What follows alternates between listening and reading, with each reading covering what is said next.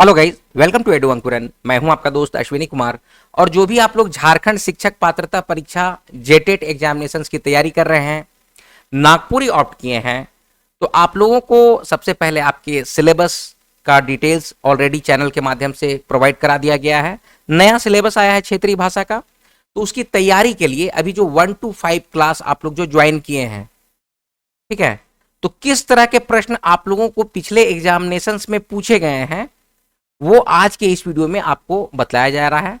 और इसमें यह भी बताया जाएगा कि किस तरह का परसेंटेज, मतलब कि कौन से पार्ट से कितने क्वेश्चंस पूछे जा रहे हैं। तो वीडियो में बने रहिएगा।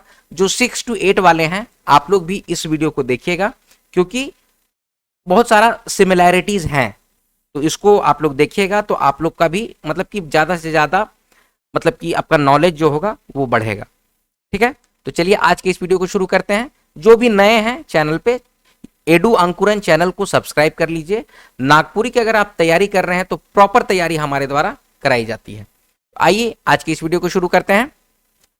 देखिए, शिक्षक पात्रता परीक्षा 2012 में जो 1 to 5 से जो क्वेश्चन पूछे गए थे, तो उसमें किस तरह के क्वेश्चन पूछे गए हैं, व्याकरण से कितने हैं, लोक साहित्य से कितने हैं, लोकगीत से कितने हैं, ठीक है, ये सारा कुछ का आपको हम लोग लास्ट में पूरा क्लैरिफाई करेंगे कि भाई कितना कितना परसेंटेज है, कितना क्वेश्चन पूछा गया है।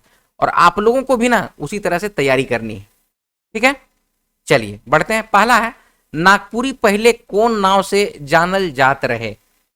तो आपको सिलेबस में नागपुरी भाषा का परिचय, उसका उद्भव, उसका विकास पढ़ना है। सिलेबस अपना रख लीजिएगा। सिलेबस का डिटेल ऑलरेडी हम लोग आपको दे चुके हैं, तो एक बार सिलेबस अपना देख लीजिएगा, है ना। तो ये क्वेश्चन है, इसको मतलब कौन से पार्ट से आता है, तो नागपुरी भाषा का परिचय, नागपुरी भाषा का उद्भव, विकास से ये क्वेश्चन लिया गया है। तो नागपुरी पहले कौन नाव से जाना जाता है, तो ये आपके ऑप्शन है। करेक्ट आंसर हो जाएगा ऑप्शन नंबर सी, सदानी। सदनी या सदानी, यहां पर ऑप्शन उल्टा पलटा है। ठीक है, ऑप्शन नंबर बी यहां पर दिया हुआ है ना, हालांकि सी की जगह पे होना चाहिए था, लेकिन correct answer option number C यहां पर है। देखिए सी ऑप्शन यहां पर है, सदानी। तो सदानी के नाम से सदनी हो गया, सदानी हो गया, गंवारी हो गया, तो इस तरह से जाना जाता था। ये हम लोग आपको क्लास में पूरा डिटेल बतलाएंगे कि किस किस कौन कौन से भाषाविद ने क्या क्या बोला है, क्या नाम दिया गया, कैसे हुआ। ठीक है, ये सारा कुछ आपको बतलाया जाएगा क्लास में। चलिए आगे बढ़ रहे हैं। डहर ने सांप मरल रहे में ने कौन कारक कर चिन्हा है के। आप लोग को कई बार से पिछले जो भी पिछला एडू अंकुरन से आप लोग जुड़े हुए हैं, हमेशा से आप लोग को बताया गया है कि कारक का चिन्हा से क्वेश्चन जरूर पूछा जाता है, कारक की विभक्ति से क्वेश्चन जरूर रहता है। तो ने कौन सा कारक का चिन्ह है, ये आपके ऑप्शंस है। करेक्ट आंसर हो जाएगा ऑप्शन नंबर डी, अधिकरण कारक का चिन्ह है। कारक का वीडियो आप देखिएगा, उसमें सारा कुछ क्लियर किया गया है। आगे बढ़ रहे हैं। बिदिड़ भांग होए कर माने का होएला। ठीक है, तो सुनिए मेरी बात को। आप लोग जो भी तैयारी कर रहे हैं, टीचर बनना है, समझिए मेरी बात को, टीचर बनना है, लगभग 40,000 की वैकेंसी है, आएगी, तो उसमें भी आपको नागपुरी क्षेत्रीय भाषा पढ़ना ही होगा। जो लोग ये सोच रहे हैं ना, यार 30 तो क्वेश्चन में आ रहा है, यार क्या है, किसमें क्या है, आप अभी जो तैयारी कीजिएगा ना, आपकी अभी की तैयारी अगला कैट हो एग्जाम आप क्लियर कीजिएगा। इससे इस बात को दिमाग में रखिएगा। आप लोग में से बहुत सारे लोग जो अभी भी जो कॉल करते हैं, जिनका सहायक आचार्य में सिलेक्शन हुआ, एक मैं इंसिडेंट बतला दे रहा हूं। एक कोई मैडम है, वो कोई गांव में है, तो अब उतना याद तो नहीं है हमको, लेकिन उनका एक बात हमको याद है कि सर आपका वीडियो ना, हम जब भी टाइम मिलता था आपका वीडियो देखते रहते थे, और उसी की वजह से मेरा सिलेक्शन हुआ, हमको 90+ मार्क्स आया, मतलब 90+ वो सही किए थे, ऐसा कुछ वो बोले थे। ठीक है, और कहीं कुछ नहीं किए थे, बस आपका वीडियो देखते रहे और हमारा क्वेश्चन सही हुआ। तो इसीलिए हम आप लोग को बोल रहे हैं कि आप लोग को जो हम लोग प्रॉपर क्लास जो प्रोवाइड कर रहे हैं ना, उसको बहुत अच्छे से कीजिए। ठीक है, और क्लास जो भी लेना चाहते हैं, 9148763486 ये नंबर है, 3486, ये नंबर में आप लोग व्हाट्सएप कीजिए या कांटेक्ट कीजिए। और 1 to 5, 6 to 8 का हम लोग अलग अलग बैच चला रहे हैं। उसका रीजन है, समझिए हम लोग अलग अलग क्यों चला रहे हैं। उसका रीजन ये है कि आगामी जो वैकेंसी आएगी उसमें हम लोग आप लोगों को आप मतलब कि सहूलियत होगी, समझिए मेरी बात को। आगामी जो वैकेंसी अभी आने वाला है उसमें भी आपको नागपुरी पढ़ना ही है, चाहे आप 1 to 5 के हों या फिर 6 to 8 के हों। और हो सकता है, अभी तो एमसीक्यू है, अगला जो एग्जाम होगा उसमें आपको रिटेन एग्जाम लिखना होगा। तो अभी से तैयारी अच्छा रहेगा, आपकी पकड़ मजबूत रहेगी नागपुरी में, तो डेफिनेटली अगला एग्जाम क्लियर होगा। देखिए टीचर उचर का बहाली निकलता है ना, तो आप देखिएगा आपका मोहल्ला में हर दूसरा घर में टीचर का बहाली हो चुका है, समझे। 30,000 वैकेंसी, 40,000 वैकेंसी, तो इसमें कंपटीशन कम हो जाता है, सीट ज्यादा है, कंपटीशन कम हो जाता है। अब सीजीएल का भी एग्जाम हुआ, 2,000 सीटें के लिए निकला और लाखों लोग भरे आप लोग। लेकिन वही अभी टीचर वाला में भाई आप लोग डीएलएड किए हुए हैं, बीएड किए हुए हैं, कई तरह का होता है, जितना लोग किए हैं बस वही लोग भरते हैं और बस वही लोग का सिलेक्शन होता है, और ज्यादातर लोग का सिलेक्शन हो ही जाता है। तो इसीलिए जो भी चीज है उसको बहुत अच्छे तरीके से प्रॉपर वे में पढ़िए और एग्जामिनेशंस को निकालिए। क्या कि अभी जेटेट के लिए निकालिएगा, उसके बाद इमीडिएटली जो फॉर्म आएगा शिक्षक बहाली का, उसमें भी आपको नागपुरी पढ़ना ही है। तो यहाँ पर अगर पढ़ रहे हैं तो आगामी भी आपको हेल्पफुल रहेगा। तो ये सब सारा कुछ कैलकुलेट कीजिएगा। जो भी आप लोग नए लोग हैं जो ये सोच के निकल रहे हैं, अरे 30 तो क्वेश्चन रहते रहे, चल ने मार के निकल जाबो, नेगेटिव मार्किंग भी न खाओ, ऐसा सोच रहे होंगे बहुत सारे लोग, ठीक है। लेकिन ऐसा है नहीं, इसको बढ़िया से आप लोग देखिएगा ना। और आपका क्षेत्रीय लैंग्वेज ही आपका सिलेक्शन करा रहा है, जो अभी हम लोग विगत जितना भी एग्जाम देखे हैं उसमें, ठीक है। चलिए आगे बढ़ते हैं। बिदड़ भांग होवे कर माने का होवेला। तो बिदड़ भांग का मतलब है सब तहस नहस हो जाना, ठीक है।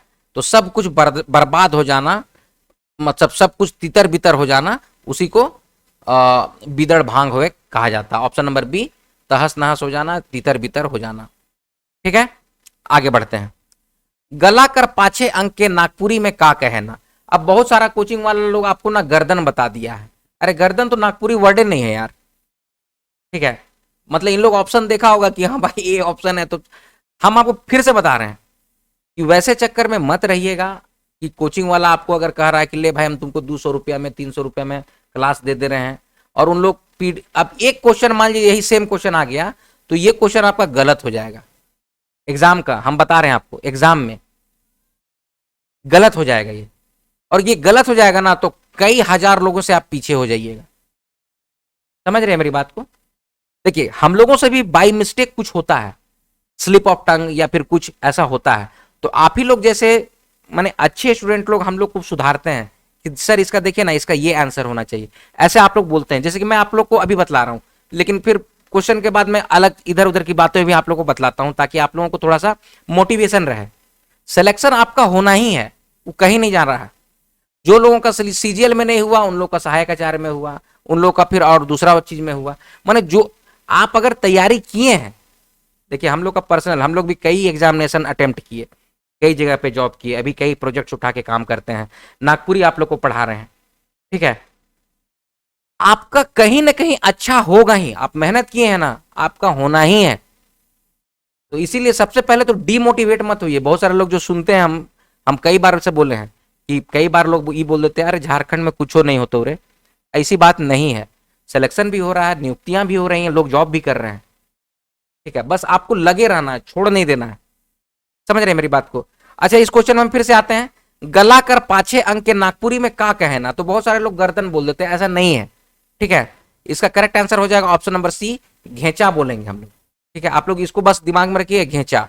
नरटी जो होता है वो आगे वाला पार्ट को कहते हैं नरटी, और यहाँ पे बरंडी लिखा हुआ है ना, बरंडी को एक जैसे हम लोग घर का जो छत जो होता है ना, बांस का काट उठ डालते हैं, उसको बरंडी कहते हैं।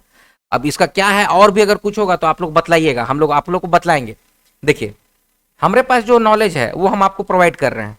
हो सकता है कि हमको कुछ नहीं आता हो, तो आप लोग भी बहुत सारे बुद्धिजीवी लोग देखते हैं, आप लोग कमेंट सेक्शन में बतलाइए, ताकि और सुधार करके आप लोग को हम लोग प्रोवाइड कर सकें, ठीक है। चलिए आगे बढ़ते हैं। सब कला कर संगम के कहल जाएला। तो ये आपके ऑप्शन है, करेक्ट आंसर हो जाएगा ऑप्शन नंबर डी, नाट्य कला। काहे बोला जाता है सब कला का संगम? काहे कि नाट्य कला एक ऐसी कला होती है ना, जिसमें आदमी का भाव भंगिमा चेंज होता है, अपना ड्रेसिंग सेंस, ठीक है। आप अपने चेहरे में देखिए, जैसे छौ नृत्य है, छौ नृत्य क्या है, एक तरह का नाट्य कला है। उसमें मुखौटा पहन के लोग नाट्य करते हैं, बीच बीच में डांस करते हैं, गीत गाते हैं। तो उसमें संगीत भी है, नाचना भी है, मूर्ति कला भी है, हर तरह का भाव भंगिना, अभिनय का प्रदर्शन है, ये सब कुछ होता है नाट्य कला में। तो ये करेक्ट आंसर क्या हो जाएगा? सब कला कर संगम नाट्य कला को कहा जाता है। आगे बढ़ते हैं। पिया हो गया, सहिया हो गया, गोया हो गया, बेकैत हो गया, कौन लिंग है? नागपुरी में कौन सा लिंग है ये? तो ये आपके ऑप्शन है।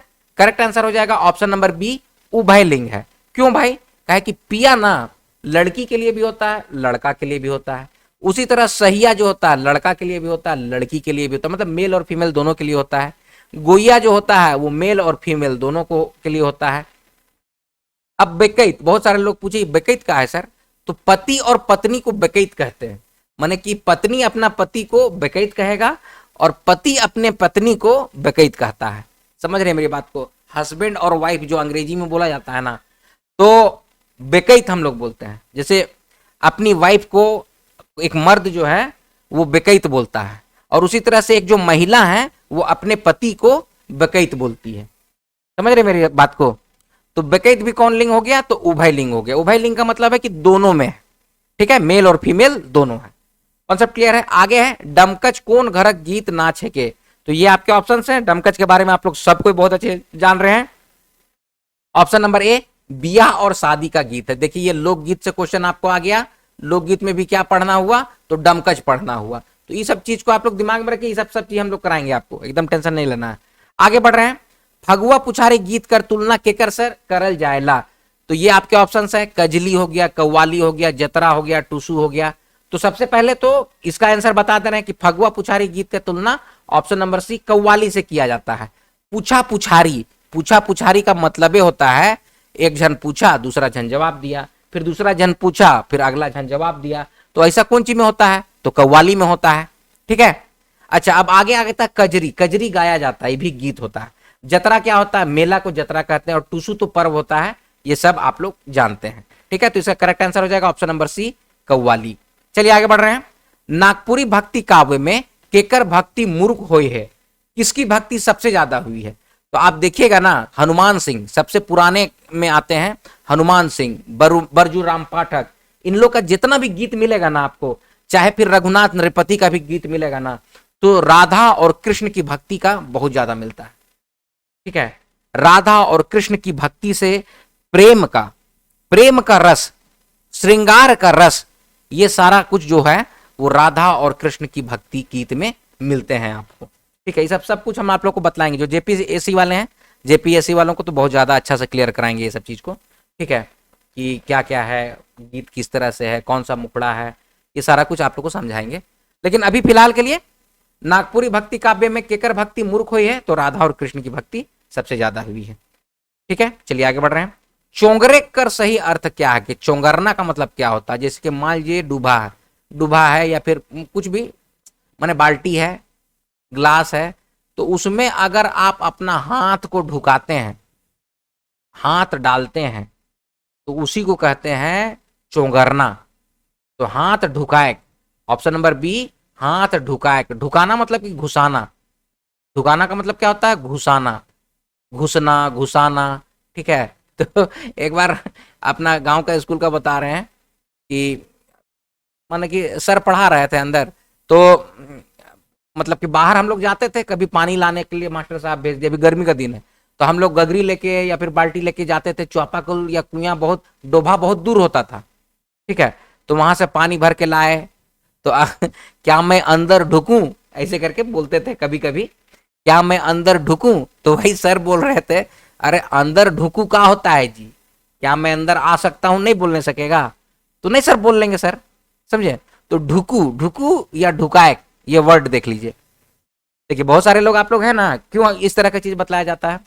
बहुत सारे लोग बिल्कुल नए होते हैं, तो भाई किस तरह के वर्ड को पकड़ें, कैसे पकड़ें, तो उसके लिए आपको एक इंस्टेंसेस को समझाया जाता है, ठीक है। क्या मैं अंदर आ सकता हूं? तो इसमें हम लोग बोल देते थे कि सर क्या मैं अंदर ढुकूं?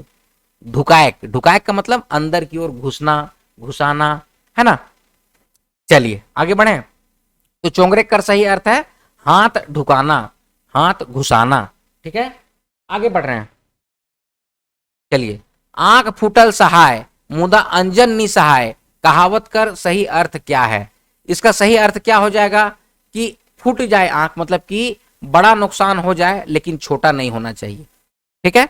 ये और भी कहावत सबको आपको क्लियर हम लोग करेंगे क्लासेस में, उसको हम लोग देखते हैं। चलिए आगे बढ़ रहे हैं। पावस राग कौन महीना चलते गीत गावल जाएला, मतलब कि कौन महीना का गीत है। पावस के लिए देखिए क्वेश्चन पूछ दिया, ये आपका कौन चीज है, लोकगीत है।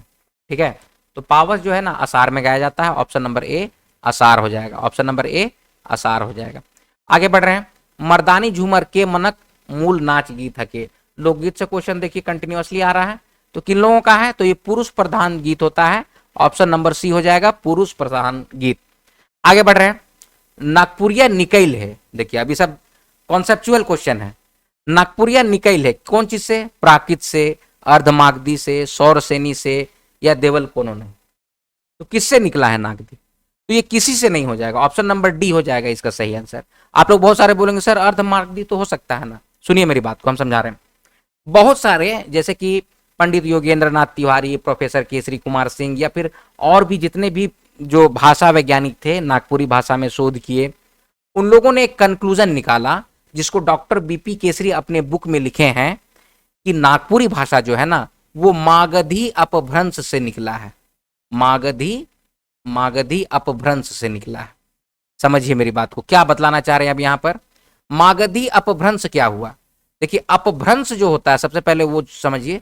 अपभ्रंश मतलब टूटा फूटा, एक मीनिंग ये हुआ। और अपभ्रंश का मतलब ये होता है कि आपके प्राकृतिक यानी पुरानी भाषा को नई भाषा से जोड़ने का काम जो भाषा करता है उसी को अपभ्रंश भाषा कहते हैं। समझ रहे हैं मेरी बात को। अब मागधी काहे बोला गया, देखिए पहले 16 महाजनपद हुआ करते थे। 16 महाजनपद पहले हुआ करते थे, तो हर जनपद का अपनी अपनी भाषा हुआ करती थी। ठीक है, जैसे कि 16 महाजनपद हुआ था ना, उसका नाम अभी पूरा का तो हम नहीं बताने सकेंगे, लेकिन कुछ कुछ आप लोग देखिए, कौशल था, काशी था, मागधी था, सुरसेनी था, समझ रहे हैं मेरी बात को, वज्जी था। इस तरह से 16 महाजनपद हुआ करते थे। गंधार था, कंधार उसको बोलते थे। ठीक है, तो इस तरह से 16 महाजनपद पहले हुआ करते थे। उत्तर वैदिक काल का बात बता रहे हैं हम। ठीक है, जैन धर्म का जो ग्रंथ है ना उस सब में मिलेगा आपको। उत्तर वैदिक काल की बात की गई जिसमें कि 16 महाजनपद के बारे में बतलाया गया था। तो उसी में सबसे बड़ा जो जनपद था वो मगध था। मगध नरेश, मगध के बारे में आप लोग सुने होंगे। ठीक है, तो मगध में जो भाषा बोली गई उसी को मागधी अपभ्रंश बोला गया। एकदम कॉन्सेप्ट क्लियर है। प्राकृत और आधुनिक भाषा को जो जोड़ने वाली भाषा होती थी उसी को अपभ्रंश बोला गया। तो नागपुरी जो है ना वो मागधी अपभ्रंश से निकला है। ये डॉक्टर बीपी केसरी के बुक में एकदम क्लियरली मेंशन है। क्या है कि कुछ लोग, हम पिछला क्लासेस लिए हैं तो बोले हैं कहाँ लिखल है मागधी अपभ्रंश, कहाँ लिखल है ऐसे करके, तो हम आप लोग को क्लियर कर दे रहे हैं यहाँ पे कॉन्सेप्ट। ठीक है, डॉक्टर बीपी केसरी का जो किताब है नागपुरी भाषा उद्गम और विकास करके, उसमें लिखा हुआ है, या और भी कई जगह पे ये बात लिखा हुआ है। और मागधी अपभ्रंश क्या बोला गया कि मगध की जो भाषा है उसी को मागधी अपभ्रंश, तो मागधी अपभ्रंश से नागपुरी निकला है। कॉन्सेप्ट एकदम क्लियर है, समझ रहे हैं मेरी बात को। चलिए, काहे कि पहले क्यों इसको हम कई बार बोल रहे हैं ना कि पहले लोग बोल दिया कि भोजपुरी का उपबोली है कौन चीज, नागपुरी, तो उसको कटाक्ष करने के लिए ये बात बोला गया कि नहीं, मगध का जो अन्य बोली है उसी तरह से ये इंडिपेंडेंट बोली है नागपुरी। कॉन्सेप्ट क्लियर हुआ। चलिए आगे बढ़ते हैं। जे संज्ञा चाहे सर्वनाम कर विशेषता के बताएला उके कहे ना, क्या कहते हैं, ये आपके ऑप्शन है। करेक्ट आंसर हो जाएगा ऑप्शन नंबर बी, विशेषण कहते हैं। आगे बढ़े, ये सब तो देखिए संज्ञा मतलब व्याकरण का पार्ट है, तो ये सब आप लोग को क्लियर हो जाएगा। आगे बढ़ रहे हैं, नागपुरी भाषा है किस तरह की भाषा है, तो नागपुरी बांसुरी की भाषा है। ठीक है, ऑप्शन नंबर सी, नागपुरी बांसुरी की भाषा है। लेकिन ये बात को कोई कहे हैं एक, और हम कई वीडियो में आप लोग को बताए हैं, तो कमेंट सेक्शन में कमेंट करके बताइए तो नागपुरी बांसुरी की भाषा है, ये बात किसने कहा था। चलिए आगे बढ़ते हैं, ऑप्शन नंबर सी बांसुरी की भाषा। आगे है, गोड़ कर हेठे भाग के का कहना, तो ये आपके ऑप्शन है। गोड़ का हेठे, हेठे का मतलब होता है आपका पैर का जो निचला हिस्सा है उसको क्या कहते हैं, ये पूछा जा रहा है। देखिए ई वाला भाग, तलुआ जिसको हम लोग कहते हैं ना, सोल या तलुआ अंग्रेजी में बोलते हैं सोल। ठीक है, तो तलुआ को तरवा कहते हैं। ऑप्शन नंबर सी, तरवा कहल जाता है। ऑप्शन नंबर सी, तरवा कहल जाता है। ठीक है, बार बार रिपीट कर करके बोल रहे हैं, तो जो लोग मान लीजिए सुन रहे हैं, बहुत सारे लोग होते हैं ना कि रात में सिर्फ सुन रहे हैं, तो आप लोग मतलब कि इसको सुन के भी दिमाग में रखिएगा। कि गोड़ कर हेठे भाग के का कहे ना, तरवा कहे ना। चलिए आगे बढ़ते हैं। नागपुरी में अति सम्मान सूचक है, ये क्या है? नागपुरी में अभी जो लेटेस्ट नागपुरी व्याकरण का जो बुक है, माने अभी का जो एडिशन है नागपुरी सदनी व्याकरण का, उसमें मध्यम पुरुषवाचक सर्वनाम का जिक्र किया गया है। ठीक है, तो मध्यम पुरुषवाचक सर्वनाम में अपने रौरे का उपयोग होता है। तो सबसे सम्मान सूचक मतलब अति सम्मान सूचक क्या है? तो ऑप्शन नंबर सी अपने हैं। ठीक है, ऑप्शन नंबर सी अपने हैं। आगे बढ़ रहे हैं। अव्यय ईसन शब्द के कहल जायला जेकर में रूप, लिंग, वचन, पुरुष, कारक मन में कोनो विकार क्या होता है? नी होवेला। ठीक है, कोई भी विकार नहीं होता है, उसी को अव्यय कहेंगे। ऑप्शन नंबर बी नी होवेला। ठीक है, आगे बढ़ रहे हैं। चरकी कुटेला और ललकी उकसाएला, देखिए पहली है, बुझवेल है आपको, तो ये क्या हो जाएगा? करेक्ट आंसर हो जाएगा ऑप्शन नंबर बी दांत और जीभ। चरकी कुटेला मतलब कि दांत जो है ना पीसने का काम, चबाने का काम करता है, और जीभ जो है, जीभ उसको उलटने का काम करता है। कोई चीज खाइएगा तो दांत चबाता है और जीभ उसको उलटता है। ठीक है, तो दांत और जीभ हो जाएगा। आगे बढ़ रहे हैं।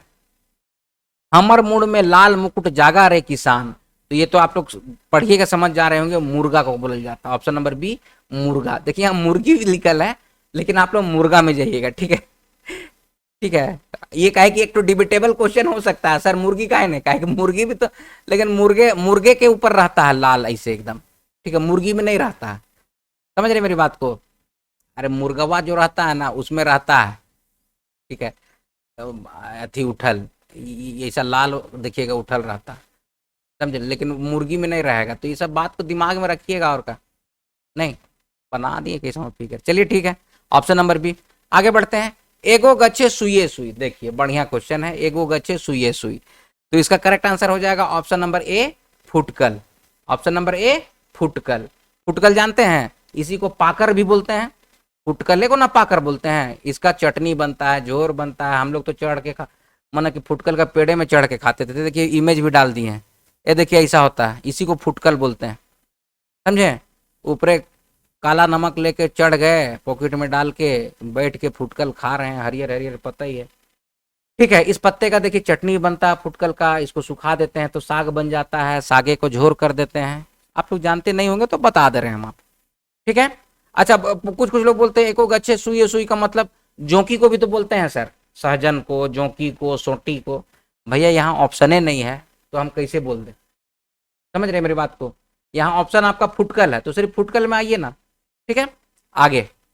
अंधराव खोजे दुई गो आंख, मतलब क्या? इसका मतलब है कि उम्मीद से बगरा मिल जाना। उम्मीद से बगरा मतलब उम्मीद से ज्यादा मिलना, उसी के लिए बोला जाता है अंधराव खोजे दू गो आंख। अंधरा के पास एको ठो आंख नहीं है, लेकिन वो 2 ठो आंख खोज रहा है, अगर उसको जरूरत से ज्यादा मिल जाता है तो उसके लिए ऐसा बोला जाता है। आगे बढ़ रहे हैं। समास कर भेद होएला, चलिए बहुत बड़ा डिबेटेबल क्वेश्चन है, समास का भेद। देखिए सदनी व्याकरण के अनुसार समास का 7 भेद होता है। ठीक है, और उसी को आप लोग फॉलो कीजिएगा। हालांकि हम आप लोग को पूरा क्लियरली दिए हैं समास का प्रकार, जिसमें कि हम लोग बोले हैं कि सदनी व्याकरण के अनुसार 7 ठो भेद है। तत्पुरुष समास, कर्मधारय समास, द्विगु समास, द्वंद्व समास, अव्ययीभाव समास, नए समास और बहुव्रीहि समास। ये कौन है? सदनी व्याकरण के अनुसार। और फिर बताए हैं क्या कि पंडित योगेंद्र नाथ तिवारी 8 गो भेद बताए हैं। इस 7 गो के साथ साथ मध्यम पद लोपी समास भी बताए हैं। ऑप्शन नंबर मतलब कि ये वाला भी बताए हैं। इसके अलावा फादर पीटर शांति नौरंगी जो है वो 5 ठो भेद बताए हैं। देखिए हम सब आपको बता दे रहे हैं, क्वेश्चन में कभी पूछ देगा कि पंडित योगेंद्र नाथ तिवारी के अनुसार समास का कितना भेद है, तो 8 गो भेद है। क्वेश्चन पूछ देगा फादर पीटर शांति नौरंगी के अनुसार समास का कितना भेद है, तो 5 ठो भेद है। तत्पुरुष समास, कर्मधारय समास, द्वंद्व समास, अव्ययीभाव समास और बहुव्रीहि समास।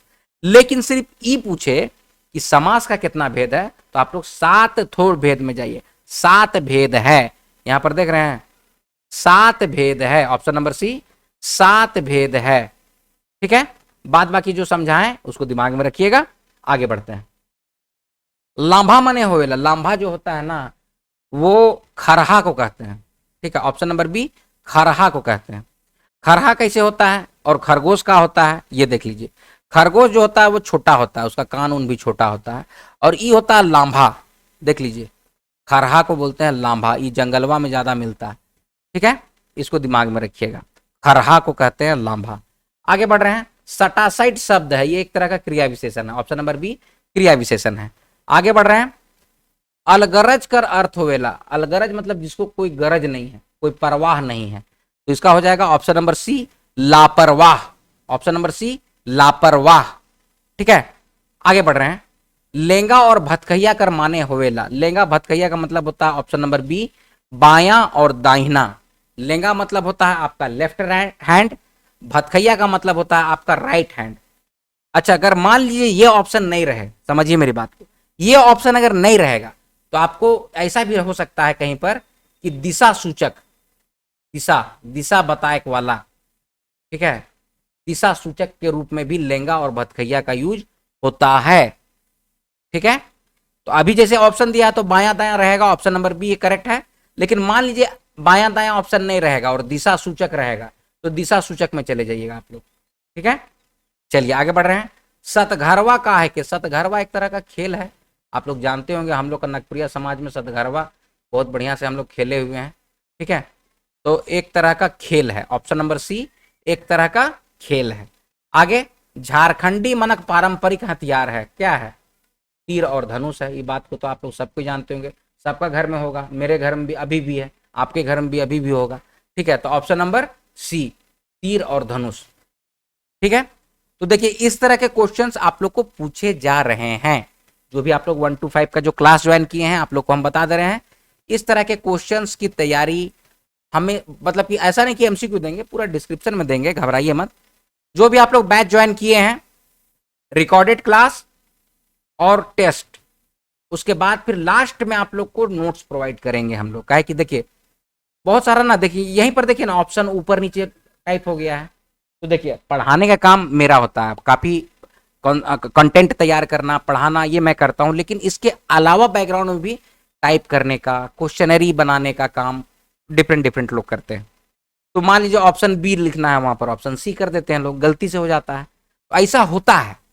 तो इसीलिए उसका रिव्यू करने के लिए हम लोग को समय चाहिए, काहे कि आप लोग का एक क्वेश्चन भी गलत होता है ना, तो आप लोग कई हजार रैंक पीछे हो जाते हैं, तो वो नहीं होना चाहिए। उसका ख्याल रखते हुए हम लोग आप लोग का प्रॉपर क्लास ले रहे हैं, प्रॉपर टेस्ट ले रहे हैं।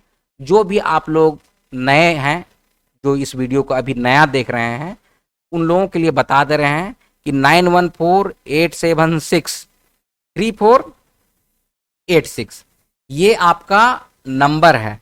इस नंबर में आप लोग कांटेक्ट करके क्लास का डिटेल ले सकते हैं। 1 to 5 और 6 to 8 जेटेट की तैयारी हम लोग प्रॉपर एकदम स्पेसिफिक इसी की तैयारी करा रहे हैं। ठीक है, अच्छा अब आइए, तो शिक्षक पात्रता परीक्षा 2012 में 1 to 5 में लोक साहित्य से 7 क्वेश्चन रहा, यानी कि 23% क्वेश्चन लोक साहित्य से रहा। अभी जो हम लोग क्वेश्चन किए उसमें शब्दों के अर्थ से फिर 7 क्वेश्चन रहा, 23% इसमें भी रहा। व्याकरण से 6 क्वेश्चन रहा, 20% क्वेश्चन इससे पूछा गया। कहावत पहली मुहावरे से 20% क्वेश्चन पूछा गया, और लोकगीत से 13% क्वेश्चन पूछा गया है। तो आप देखिए सब जो टॉपिक है ना, चाहे लोक साहित्य है, शब्दों का अर्थ है, व्याकरण है, कहावत पहली मुहावरा है, लोकगीत है, सारे टॉपिक्स को बहुत बढ़िया से कवर करना होगा। समझ रहे हैं मेरी बात को, सारे टॉपिक्स को पढ़िएगा, कोई ऐसा नहीं कि चल भाई ये वाला पढ़ लेते हैं काम चल जाएगा, उससे काम नहीं चलेगा। और साहित्य एक अलग चीज है, आप लोग नागपुरी साहित्य पढ़ रहे हैं तो कहीं पर बैठ के गीत गा लिए या पूछो कि हाँ हमके तो आउलर है, ऐसे करने से नहीं चलेगा। हमके तो आवेला नागपुरी, हम तो जान जाबो, ऐसे करके हमके कहा है कि 30 तो क्वेश्चन पूछे थे तो हम तो बनाए देबो, ऐसे करके नहीं सोचना है भाई, आपको पढ़ना होगा। समझ रहे मेरी बात को, तो इसी के लिए हम लोग प्रॉपर क्लास, टेस्ट और फिर लास्ट में नोट्स, ये सारा कुछ प्रोवाइड कर रहे हैं।